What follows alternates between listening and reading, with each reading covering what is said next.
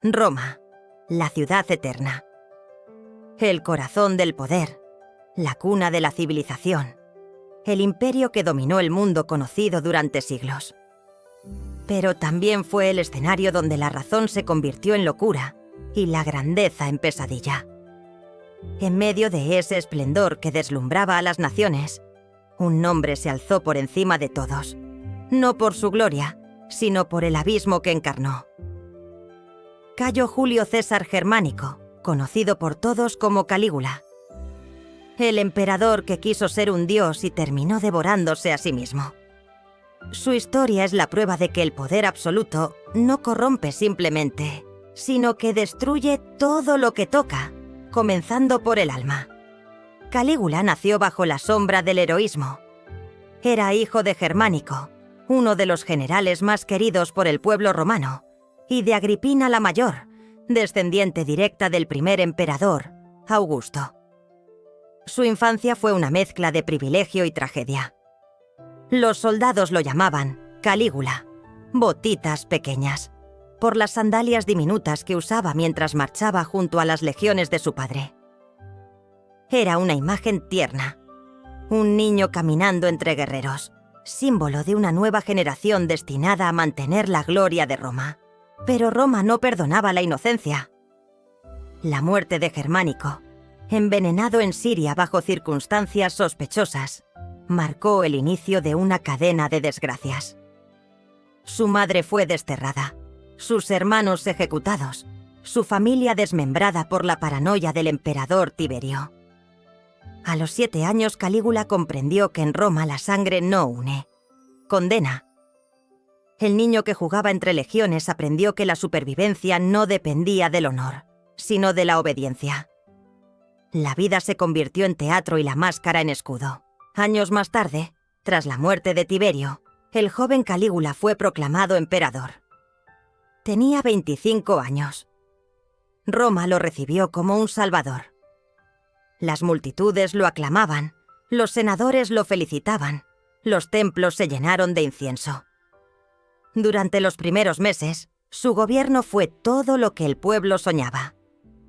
Liberó prisioneros, redujo impuestos, organizó juegos magníficos. La ciudad entera celebraba el regreso de la esperanza. Calígula parecía un rayo de luz después de la oscura era de Tiberio, pero la luz más brillante es también la que genera la sombra más profunda. Unos meses después, el emperador enfermó gravemente. Fiebres, delirios, visiones. Algunos decían que los dioses lo habían tocado, otros que la enfermedad le robó la razón. Lo cierto es que cuando se levantó de esa cama, el hombre que había sido adorado por el pueblo ya no existía. En su lugar, se levantó un dios demente. Desde ese momento Roma dejó de tener un emperador y pasó a tener un amo. Calígula comenzó a comportarse como si la realidad le perteneciera. Mandó a construir templos dedicados a su propia divinidad. Ordenó que las estatuas de los dioses fueran decapitadas y sustituidas por su rostro. Exigió que los senadores se arrodillaran y le ofrecieran sacrificios. Decía que no era hijo de Germánico, sino de Júpiter. Cuando hablaba, sus palabras no eran decretos, sino revelaciones. Roma, que había conocido tiranos, jamás había visto algo semejante. El poder había dejado de ser político para convertirse en religioso. Calígula no quería gobernar, quería ser adorado. Y para lograrlo, debía destruir todo lo que se interpusiera entre él y el miedo. El palacio imperial se transformó en un escenario de humillación. Las esposas de los senadores eran convocadas a banquetes nocturnos. El emperador las obligaba a desnudarse, las tomaba frente a todos y luego preguntaba a los maridos qué les había parecido. Nadie respondía. El silencio era más seguro que la palabra. Las lágrimas se convertían en obediencia. El Senado, el corazón de la República, se arrodillaba ante un monstruo que reía mientras firmaba sentencias de muerte. Calígula había comprendido algo terrible. El miedo es más eficaz que la lealtad, Y cuando un pueblo teme más a su gobernante que a los dioses, el poder se vuelve absoluto. Pero la locura del emperador no se detenía en lo político. Llegaba hasta lo íntimo. Drusila, su hermana, se convirtió en su obsesión. La llamaba su esposa divina. Dormía con ella, comía con ella, la presentaba en público como consorte. Cuando murió, Calígula perdió el control. Declaró duelo nacional. Prohibió las risas, los banquetes, las bodas. Ordenó que todos lloraran su muerte. Y quien no lo hiciera, moría. Roma entera se convirtió en un funeral perpetuo. Era el luto de un hombre que confundía el amor con la posesión. Y en ese abismo de deseo y poder, el emperador se hundía cada vez más. Su mente oscilaba entre el delirio místico y el sadismo. Decía hablar con la luna. Ordenó que el mar fuera azotado con látigos cuando una tormenta le impidió navegar. Y exigió que su caballo, Incitatus, fuera nombrado cónsul. No era un chiste, era un mensaje. Su poder era tan grande que podía convertir a un animal en político, y nadie se atrevería a cuestionarlo. Calígula comprendía la esencia del dominio. No basta con gobernar, hay que demostrar que nadie puede detenerte, aunque tus actos sean absurdos. Esa es la forma más pura del poder, hacer que el mundo aplauda tu locura. Roma vivía entre el terror y la fascinación. Los espectáculos eran cada vez más violentos. Cuando los gladiadores escaseaban, el emperador mandaba ejecutar prisioneros para no detener los juegos. Disfrutaba viendo el sufrimiento como si fuera arte. Decía que la muerte de un hombre común era aburrida, pero la de un noble era poesía. Ordenó torturas públicas, decapitaciones improvisadas, humillaciones rituales. El imperio se convirtió en un escenario de crueldad. Los dioses parecían haber abandonado Roma, pero quizás nunca habían estado allí. En su delirio, Calígula creía que era inmortal. Decía que podía hablar con los muertos, que los espíritus le obedecían. Se autoproclamó Dios viviente y exigió que se construyera un puente entre su palacio y el templo de Júpiter para caminar de un dios a otro. Cuando un sacerdote se negó a rendirle culto, fue crucificado boca abajo. Los sacrificios humanos se multiplicaron. Los templos se convirtieron en cámaras de tortura. La religión en instrumento de poder.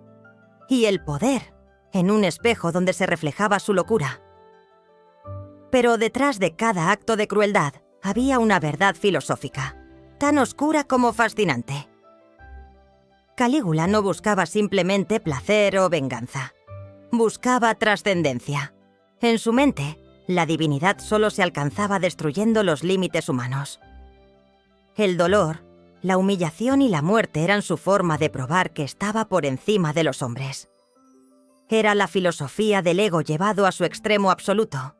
Si Dios es todopoderoso, entonces quien no tiene límites es, por definición, un dios. Así pensaba, así actuaba. En realidad, Calígula era la encarnación del narcisismo puro. Un espejo roto donde Roma se miraba y veía su verdadera naturaleza. La adoración del poder por el poder mismo. Porque detrás de su locura había una complicidad colectiva.